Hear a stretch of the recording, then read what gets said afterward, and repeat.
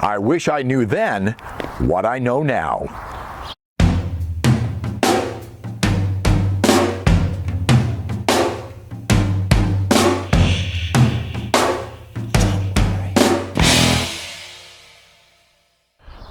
Hi, I'm John and welcome to Cycling on a Shoestring. Just sitting in my backyard right now, enjoying our garden. We're starting to see the flowers pop up, the plants as well.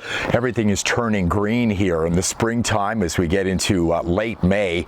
And kind of a bad day today. I wanted to go out riding, but if you haven't been following the news, here in Alberta, southern Alberta, right across the province, we've had a lot of fires, wildfires in the north. We've had smoke blowing into southern Alberta. As a matter of fact, last week it was unbelievable. One of the days it almost looked like the apocalypse. The sky was yellow and air quality is very poor. We've got an air quality advisory in effect again today, so I don't know that I'm going to be riding. I had 3 days last week where we were kind of smoked out, got some rides in on those better air quality days, and right now it smells like a campfire here in my backyard. So what I wanted to do is run over a few things I wish I'd known when I was a younger bike rider, things that I know now. Okay, a little bit of advice for people who may just be starting up as I have some coffee here in my backyard. So I put this list together pretty quick. There are probably other things that I could pass along to you if you're a newer rider. If you have any suggestions, put them in the comments below. So let's just take a look at them here.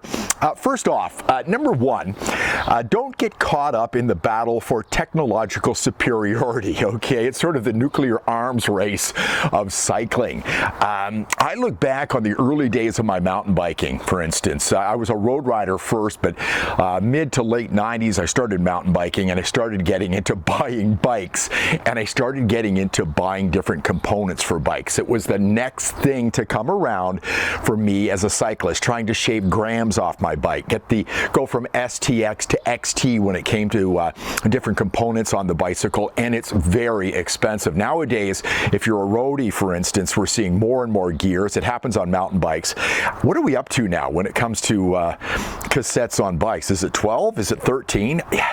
Do you really need all those gears is a question. I mean, maybe it's something you can debate in the comments below. I have 10 gears on my bike and I'm never thinking, boy, I need 2 more. So you don't have to buy the next bike. You don't have to buy the next component that comes out. Save yourself some money.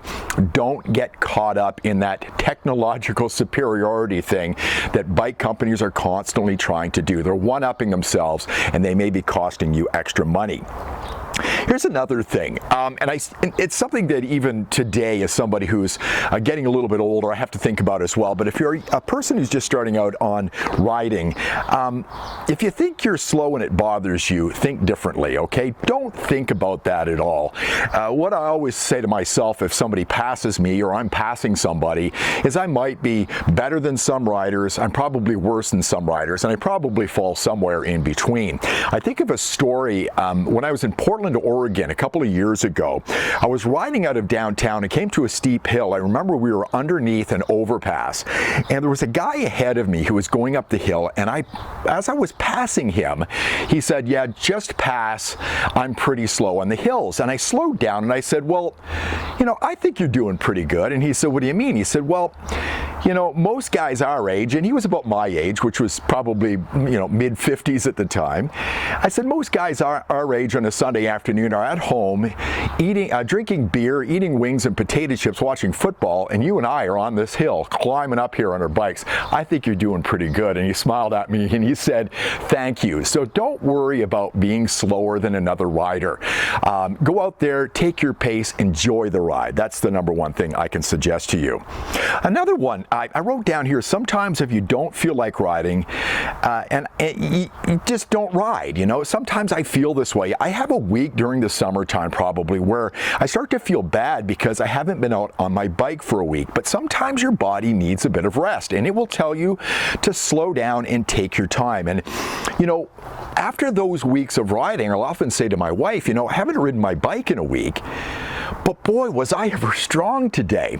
Sometimes I think you can ride too much. Now, if you're good at riding every day of the week and you feel comfortable doing that and you feel strong, do it. But sometimes the body will just say, don't ride. Don't feel bad about that. Take some time off and you'll probably be a better rider for it. if you only ride one style of bike, maybe road or mountain, try something different, okay? When I first started riding bikes, I was a roadie, and I remember my friend Cookie Kelsey, who I've mentioned here on my channel a number of times, back in Cornwall, Ontario, him saying to me, why don't you get a mountain bike? I said, I passed those guys on a mountain bike, but then I bought a mountain bike, and I really enjoyed it. I loved mountain biking, and it gave me a different appreciation for bike riding, okay? Just doing one thing over and over again might get a little bit stale. For instance, another story, and I've covered it here on my channel as well, I bought a recumbent bicycle a couple of years ago, and I often tell people it's the best $300 I've ever spent when it comes to cycling. I see the world in a different perspective when I'm on that bike. When I'm sitting down like this and I'm riding along, everybody that sees me smiles. They think it's just incredible, and it's another form of riding. So if you have a chance, get on a different bike. It might be a hybrid bike, you know, maybe even a unicycle. You might enjoy doing something like that, but try something different, and then you'll get a little bit of variety in your riding. And the other thing, learn some basic maintenance skills. I still know people who've been riding for years who take their bikes in to get a tube changed or get a tire changed. And these things are very expensive when it comes to bike shops. Bike shops have to make money, but if you're paying $20 just to get a tube changed, perhaps in your bike, you could do that a lot cheaper. Learning how to adjust your gears and things like that, how to change the tape on your bars, all of these things cost money. And taking your bike in for that basic maintenance in the spring can cost a lot of money. And with more and more people riding these days and bike shops being busier, supply and demand, right? If there's more demand for something, they start charging you more money for it.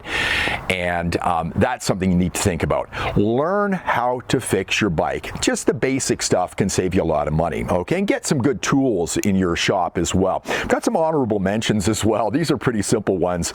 Go out on your ride against the wind, okay? The reason for that is if you go out with the wind, you get far away from the house, you turn around, you're tired, now you're fighting the wind on the way home. And if you're not sure, wear extra clothing. You can always take it off, right?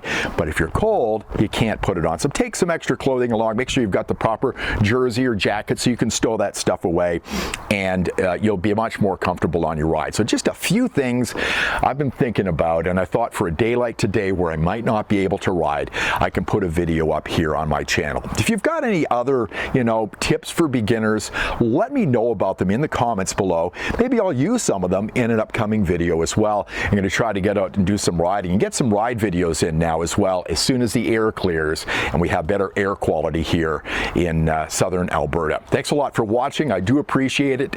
If you like the video, please give me a thumbs up. Subscribe to the channel as well. And if you can click on that little heart with a $sign in it, you'll send some dollars my way. I'll put it back into the channel to send you some more content, videos, reviews, things like that here on Cycling on a Shoestring. All the best to you. Hope you're having some good rides out there, and I'll talk to you soon. I wish I knew then what I know now.